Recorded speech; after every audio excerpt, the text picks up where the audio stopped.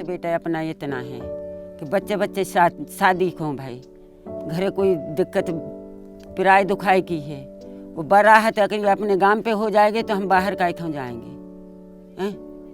बड़ा है तो कुछ नहीं मिलेगा यहाँ से तो बाहर तो जाते हैं, मजबूर आदमी हैं। कोई की तबीयत खराब हो रही, कोई के बच्ची शादी पे हैं, 18-18, 19-19 साल के बच्ची हमारे शादी को घर में बैठी हैं। नकड़ियों में चाल नहीं चल रहा हो, लॉकडाउन वो भी लगो, अब 100 रुपये की नकड़ी डालेंगे तो बच्चा को खर्च चलाएंगे कि खाने पीने को चलाएंगे कि कह को चलाएंगे। ये वजह से तो बाहर गए थे, मजबूर हैं पूरे आदमी हमारे।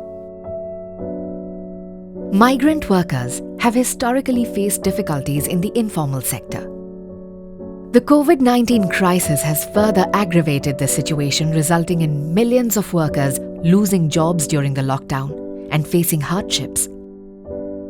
गुड़गांव में हम लॉकडाउन से 4-5 महीने पहले से काम कर रहे थे वहाँ पे। इसके बाद में लॉकडाउन लग गया तो 1.5 महीने करीब वहाँ रुके हम। 1.5 महीने के बाद में वहाँ से चले हम। 2 बार तो हम पैदल वहाँ से निकले झुग्गी से, तो 2 बार तो हमको पुलिस वालों ने लौटा दिया। इसके बाद में तीसरी बार हम आए तो फिर इसके बाद में पुलिस वालों ने हमें ट्रक पे बिठा दिया। बिठाने के बाद में बहुत दिक्कत आई वहाँ पे। ट्रक में 95 आदमी थे। वहाँ से हम बहुत परेशान आए, भिंड मुरैना तक खड़े आए, वहाँ से बैठने को नहीं मिला, बहुत दिक्कत में आए। Even post-lockdown, work is not easily available. Despite relief work by non-profits and the government, access to support remains very limited.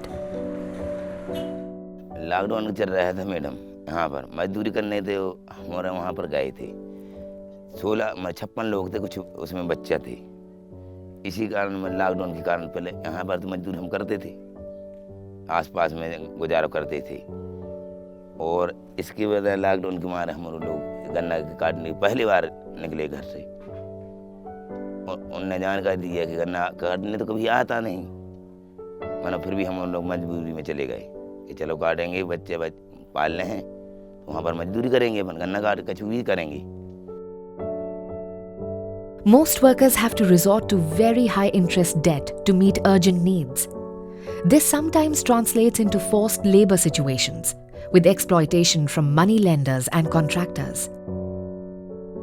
हम कभी गए तो है नहीं है बाहर, और जब आसो मजबूर पड़ गए, कहे जो उनका सु अपन बाएँ थे, सो आषाढ़ की फसल पानी में सब खराब हो गई थी, मजबूर हो गए। सो अब हमारा चलेगा भी आए, सो हमारा दिलासा में उन्होंने कहा कि 300 रुपया दहाड़ी देंगे और खाना खुराक फ्री और दवा दारू फ्री, और जब आएगे और जाएगे सो तुम्हारा भाड़ा फ्री।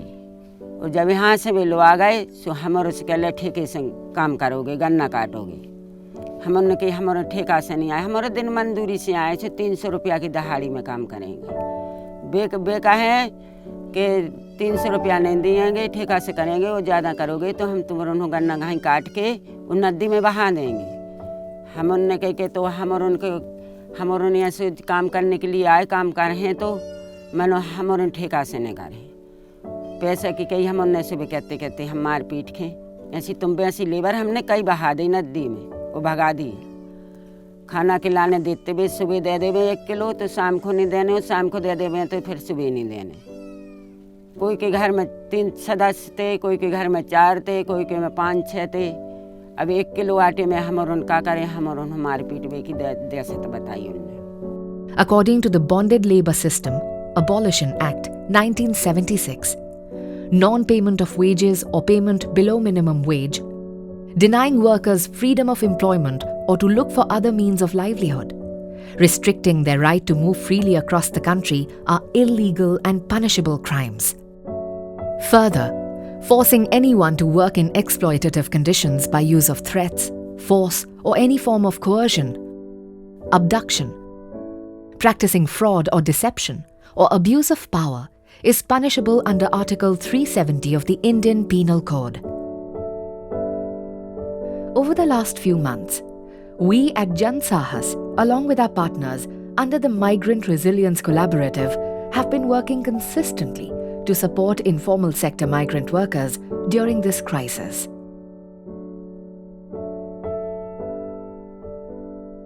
जनसाज की तरफ से लेबर कार्ड बना है और राशन भी मिला था, दाल चावल आटा दलिया और सरफ साबुन सभी मिला था मैम। जो जो घर के उसमें लगता है मिर्च मसाले सारे कुछ मिले थे, लेकिन जनसाज की तरफ से हमें बहुत सपोर्ट मिला, जो कि 1-2 बार हमें राशन मिल गया तो थोड़ी समस्या थोड़ी हल हो गई। पहले तो मैम हमें लेबर कार्ड के बारे में पता ही नहीं था, लेकिन फिर जनसाज के वालों ने जिन्होंने राशन बांटा था फिर वही लोग हमारी तरफ आए, फिर वो लोग उन्होंने कहा लेबर कार्ड बनता है पहले, लेकिन पहले हमें मालूम नहीं था कि लेबर कार्ड भी बनता है और फिर इससे क्या क्या हमें सुविधाएं मिल सकती हैं ये बतलाया, तो फिर हमारा लेबर कार्ड बना के दिया इन्होंने। We have started 72 District Migration Resource Centers, DMRC, to provide assistance and support to migrant workers across 11 key states of India.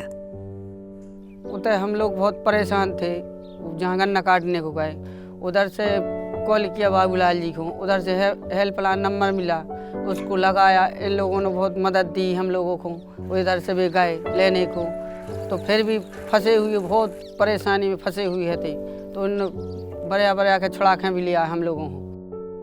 जैसे ही हमें हेल्पलाइन से सूचना मिली उसके बाद हमारी टीम द्वारा गांव में उसकी जांच की गई एवं जहां बंधुआ मजदूर फंसे हुए थे वहां का भी हमने वेरिफिकेशन किया और यहां के प्रशासन के साथ मिलकर हमने एक रेस्क्यू टीम बनाया और हम महाराष्ट्र के लिए रवाना हुए। यहां से 3 दिन की यात्रा के बाद हम महाराष्ट्र पहुंचे। महाराष्ट्र पहुंचने के बाद जहां ये बंधुआ बनाए गए थे वहाँ का भी हमने वेरिफिकेशन किया।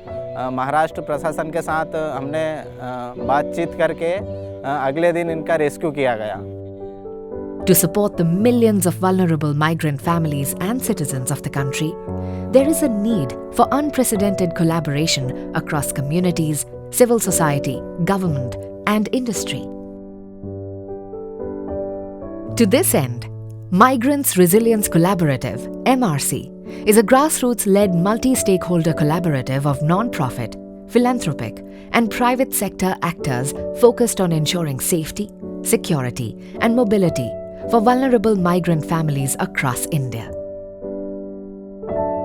We are all set to use the strength of this network to support 10 million migrant workers across 100 districts and cities and partnerships with 6 state governments. We aim to increase our reach in more districts and partner with 11 state governments. True to our identity, Jan Sahas or People's Courage, we are determined to ensure a life of equity and dignity for migrant workers.